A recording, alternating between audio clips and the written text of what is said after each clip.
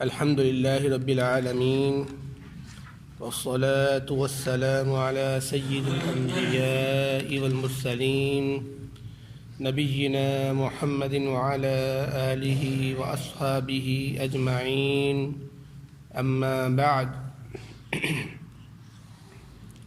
أعوذ بالله السميع العليم من الشيطان الرجيم بسم الله الرحمن الرحيم وَلَقَدْ بَوَّأْنَا بَنِي إِسْرَائِيلَ مُبَوَّأَ صِدْقٍ، اور البتہ تحقیق ہم نے بنی اسرائیل کو ٹکانا دیا، باعزت ٹکانا۔ وَرَزَقْنَاهُمْ مِنَ الطَّيِّبَاتِ، اور ہم نے ان کو پاکیزہ چیزوں میں سے رزق دیا۔ فَمَا اخْتَلَفُوا حَتَّى جَاءَهُمُ الْعِلْمُ، بس نہیں انہوں نے اختلاف کیا آپس میں یہاں تک کہ ان کے پاس علم آ گیا۔ إِنَّ رَبَّكَ يَقْضِي بَيْنَهُمْ يَوْمَ الْقِيَامَةِ، بے شک تیرا رب فیصلہ کرے گا ان کے درمیان قیامت کے دن۔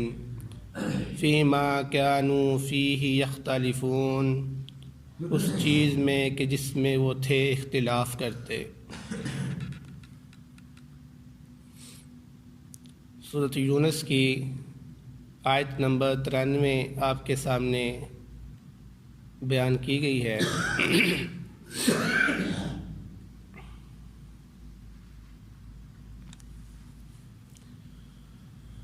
اس آیت مبارکہ میں اللہ رب العزت بنی اسرائیل کا حال بیان فرما رہے ہیں کہ موسیٰ علیہ السلام نے جب فرعون سے بنی اسرائیل کو نجات دلائی اور ان کو نجات دلانے کے بعد آپ ان کو کوہ طور پر لے گئے، وہاں پر موسیٰ علیہ السلام پہ تورات نازل ہوئی۔ تورات نازل ہونے کے بعد موسیٰ علیہ السلام نے اپنی قوم سے فلسطین کو فتح کرنے کے لیے کہا کہ فلسطین کو فتح کرتے ہیں، لیکن موسیٰ علیہ السلام کی قوم نے موسیٰ علیہ السلام کا ساتھ نہ دیا اور جنگ کرنے سے انکار کر دیا، جس کی وجہ سے اللہ رب العزت نے بنی اسرائیل کو صحرائے سینا کے اندر 40 سال رہنے کا حکم دیا۔ یہ ایک ان کے اوپر سزا تھی جہاد سے انکار کرنے کی وجہ سے۔ تو 40 سال تک بنی اسرائیل صحرا میں رہے، وہیں پر ان کا کھانا و پینا سب کچھ وہیں پر ہوتا رہا۔ 40 سال کے بعد ظاہری بات ہے ان کی جو نئی نسل ہے وہ آ گئی، یعنی جو اس وقت بچے تھے وہ جوان ہو گئے، جب وہ بھی پیدا نہیں ہوئے تھے پیدا ہو کر وہ جوان ہو گئے، ایک نئی نسل تیار ہو گئی تھی۔ تو مفسرین بیان کرتے ہیں کہ اس وقت حضرت یوشع بن نون ان کے اوپر نبی بنا کر بھیجے گئے تھے، یعنی موسیٰ علیہ السلام دنیا سے چلے گئے تھے۔ تو یوشع بن نون کی حکومت کے اندر انہوں نے فلسطین کو شام کو پھر فتح کیا تھا۔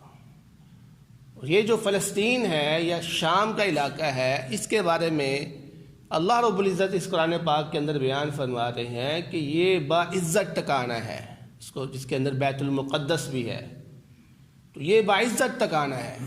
تو اللہ رب العزت یہاں پر بنی اسرائیل کا جو انجام ہے اس کو بیان کر رہے ہیں، یعنی موسیٰ علیہ السلام کا قصہ بیان کرنے کے بعد اب اس کا انجام کیا ہوا تھا اس کو خلاصتاً ایک آیت میں اللہ رب العزت نے بیان کیا ہے کہ ہم نے ان کو پھر ٹکانا جو دیا تو بہت ہی باعزت ٹکانا تھا، اور وہ کیا تھا؟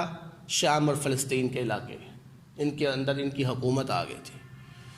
اور اسی طرح قرآن کی بات آیات میں آتا ہے کہ اس وقت پھر انہوں نے مصر کے اندر بھی حکومت کر لی تھی، یعنی وہ مصر جہاں پہ فرعون تھا، جہاں پہ قبطی جو ہے نا وہ لوگ رہتے تھے، یہ وہاں پر بھی جو ہے نا وہ حکمرانی کرنا شروع ہو گئے تھے۔ تو مصر کا علاقہ، شام کا علاقہ، فلسطین کا علاقہ، یہ تمام علاقے ان کے انڈر میں آ گئے تھے، یہاں حکومت کرنا شروع ہو گئے تھے۔ تو بنی اسرائیل کا جو دور ہے وہ بہت ہی اچھا بھی گزرا ہے اور بہت ہی برا بھی گزرا ہے.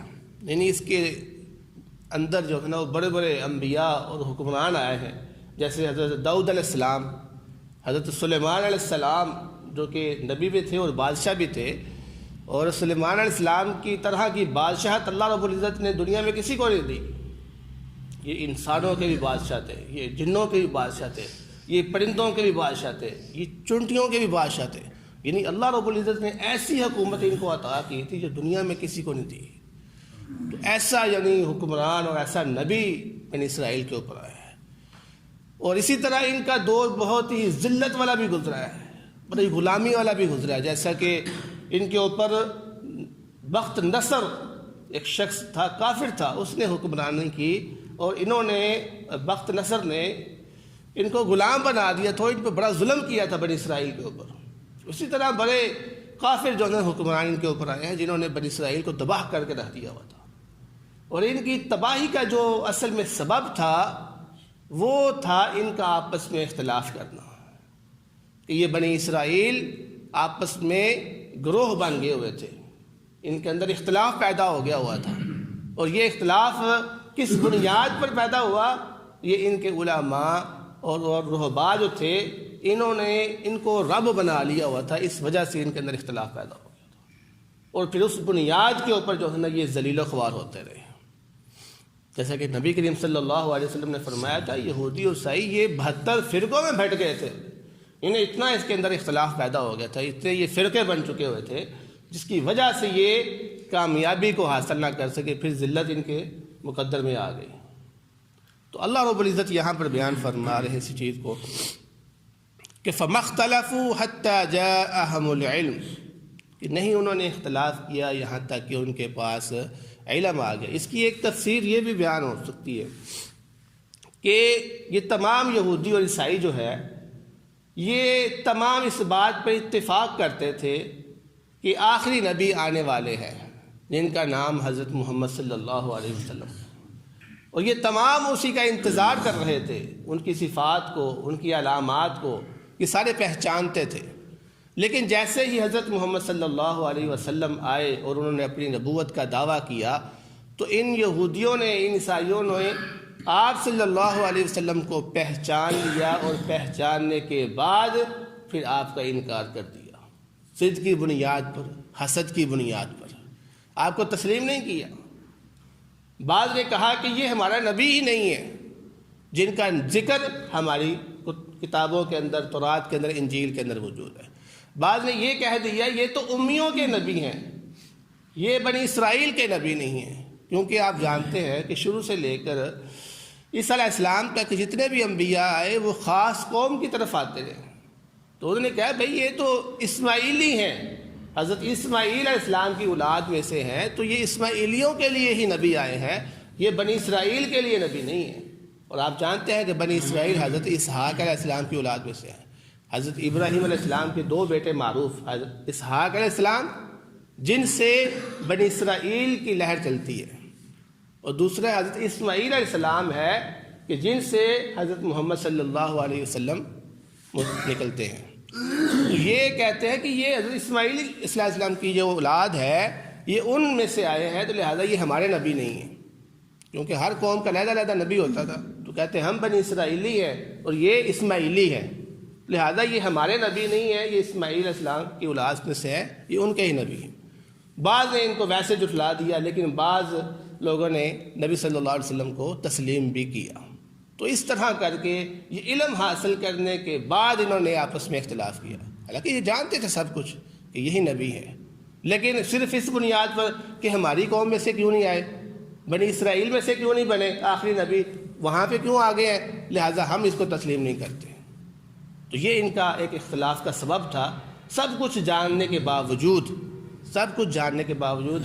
ان کا یہ اختلاف تھا. تو اللہ رب العزت اس کے اختلاف کے بارے میں آگے بیان فرما رہے ہیں کہ ان ربک یقضی بینہم یوم القیامہ، کہ جو تم نے اختلاف کیا ہے اب تم میں سے کون حق پر ہے اور کون باطل ہے، اس کا فیصلہ اللہ رب العزت اب روز قیامت کرے گا. یعنی قیامت والے دن اللہ رب العزت اس کا فیصلہ فرمائے گا. اس کو قیامت میں چھوڑ دیا فیما کانوا فیہ یختلفون، اس چیز میں کہ جس میں وہ اختلاف کرتے تھے. آگے اللہ رب العزت نے بیان فرمایا فَإِن كُنْتَ فِي شَكٍّ مِّمَّا أَنزَلْنَا إِلَيْكَ، اگر تو شک میں ہے اس چیز کے بارے میں جو ہم نے نازل کی تیری طرف، فَاسْأَلِ الَّذِينَ يَقْرَؤُونَ الْكِتَابَ مِن قَبْلِكَ، پس تو سوال کر ان لوگوں سے جو تم سے پہلے کتاب پڑھتے ہیں۔ بنی اسرائیل کا قصہ ختم کر کے اب اللہ رب العزت اس آیت مبارکہ کے اندر نبی صلی اللہ علیہ وسلم کی نبوت کو ثابت کرنا چاہ رہے ہیں اور ان کے مخالفین کا رد فرما رہے ہیں۔ تو یہاں پر بظاہر تو آیت سے جو مخاطب ہے وہ نبی صلی اللہ علیہ وسلم ہے، لیکن مراد یہاں پر مشرکین مکہ ہے، مراد مشرکین مکہ ہے۔ جیسے بسا اوقات ہم کسی قوم کے فرد سے مخاطب ہوتے ہیں یا اس کو پیغام دیتے ہیں اس کی قوم کے لیے، تو مخاطب ہم اس فرد سے ہو رہے ہوتے ہیں لیکن ہماری مراد ان کی قوم ہوتی ہے۔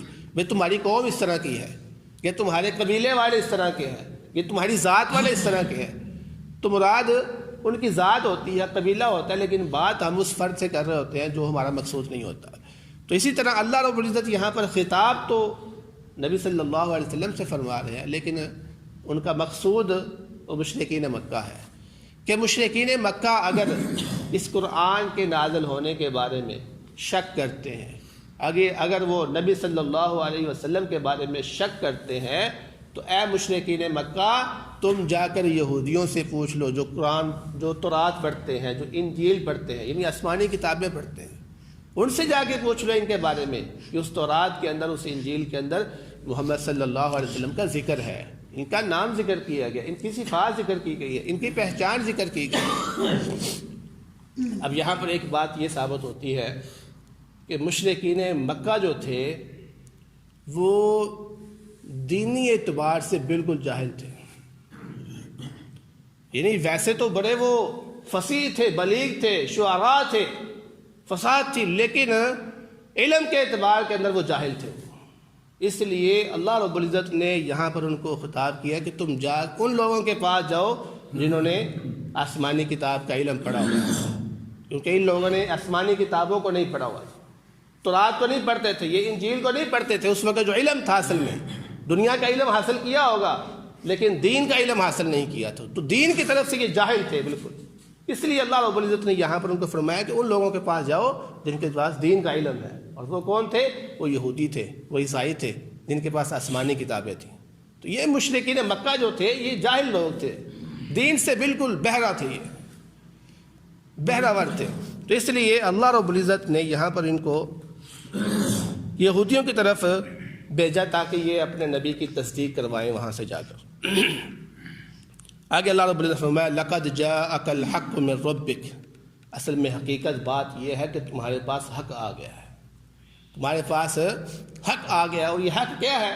یہ حق قرآن پاک بھی ہو سکتا ہے اور یہ حق نبی صلی اللہ علیہ وسلم کی ذات بھی ہو سکتا ہے۔ فَلَا تَكُونَنَّ مِنَ الْمُمْتَرِينَ، بس ہرگز تم اس میں شک کرنے والے نہ ہو۔ بھائی دلائل دینے کے بعد اللہ رب العزت ان کو نصیحت کریں، بھائی دیکھو ہر چیز واضح ہو گئی ہے، ہر چیز موجود ہے، لکھی ہوئی ہے، پھر بھی تم اس پہ شک کر رہے ہو۔ نہیں، شکر کرو تمہارے پاس نبی آ گیا ہے، تمہارے پاس اللہ کی کتاب آئی ہے، اس پہ شکر ادا کرنا چاہیے، تم شک کر رہے ہو، لہذا تمہیں شک نہیں کرنا چاہیے۔ اللہ کی طرف سے نصیحت ہے ایک صاحب کی۔ جیسے ہم بسا اوقات کسی کو سمجھاتے ہیں تو ہم کہتے ہیں بیٹا سارا کچھ سمجھانے کے بعد ہم آخر میں کیا کہتے ہیں؟ بیٹا ایسے نہیں کرو، یہ تمہارے لیے نقصان دہ ہے، نصیحت ہم کرتے ہیں۔ تو اللہ رب العزت بھی سب کچھ سمجھانے کے بعد نصیحت کر رہا ہے کہ اس میں شک نہیں کرو، یہ تمہارے لیے بہتر نہیں ہوگا۔ آگے فرمایا وَلَا تَكُونَنَّ مِنَ الَّذِينَ كَذَّبُوا بِآيَاتِ اللَّهِ، اور ہرگز تم ان لوگوں کی طرح نہ ہو جاؤ جو اللہ رب العزت کی آیات کو جھٹلاتے ہیں۔ فَتَكُونَ مِنَ الْخَاسِرِينَ، کیوں؟ کیونکہ اس وقت پھر تم خسارہ پانے والوں میں سے ہو جاؤ گے۔ معلوم کیا ہوا؟ اگر کوئی شخص جھوٹ کو بنیاد بناتا ہے تو وہ ہمیشہ خسارہ پاتا ہے۔ اگر کوئی شخص جھوٹ کو بنیاد بناتا ہے تو اس میں اس کو فائدہ نہیں ہو سکتا، وہ ہمیشہ خسارہ پائے گا۔ تو اللہ رب العزت یہاں پر یہی بیان کر رہا ہے کہ اگر تم ان لوگوں کی طرح جھوٹ بولنا شروع ہو گئے، میری آیات کو جھٹلانا شروع ہو گئے تو یاد رکھنا تم خسارہ پانے والوں میں سے ہو گئے۔ تو یہ نصیحت ہے، ہمیں بھی نصیحت ہے کہ ہم جھوٹ کو نہ بنیاد بنائیں، ہم حق کو نہ جھٹلائیں، ورنہ ہم خسارہ ہی پائیں گے۔ یہ اللہ رب العزت کی نصیحت ہے، اس کو قبول کر لیں۔ ہم بسا اوقات نصیحت کو حاصل کرنے کے لیے بڑے بڑے بزرگوں کے پاس جاتے ہیں، اولیاء اللہ کے پاس جاتے ہیں، ہمیں جی نصیحت کرتے ہیں، آپ ماشاءاللہ بڑے نیک ہیں، بڑے فلاں ہیں، بڑے فلاں ہیں، ہمیں نصیحت کرتے ہیں۔ تو یہاں پر اللہ رب العزت آپ کو نصیحت کر رہا ہے۔ اندازہ کریں جو کون سی ذات ہے جس کی نصیحت میں کوئی شک نہیں ہے، جس کی نصیحت جھوٹی نہیں ہو سکتی، جس کی نصیحت بالکل بھی حق ہے، اس میں ذرا برابر بھی ہم شک نہیں کر سکتے کہ یہ غلط ہے، یہ مشورہ ٹھیک نہیں دیا، بالکل کچھ بھی نہیں ہو سکتا۔ وہ رب ہمیں مشورہ دے رہا ہے۔ اب ہم بد نصیب ہوں گے اگر اپنے رب کے مشورے پر عمل نہ کریں گے، ہم خسارہ پانے والے ہوں گے اگر ہم اپنے رب کی بات نہ مانیں۔ دعا ہے اللہ رب العزت سے جو سنا ہے اس پر عمل کرنے کی توفیق عطا فرمائے۔ بہترین صدقہ جاریہ حاصل کرنے کے لیے اس ویڈیو کو لائک، کمنٹ اور شیئر کرنا مت بھولیں۔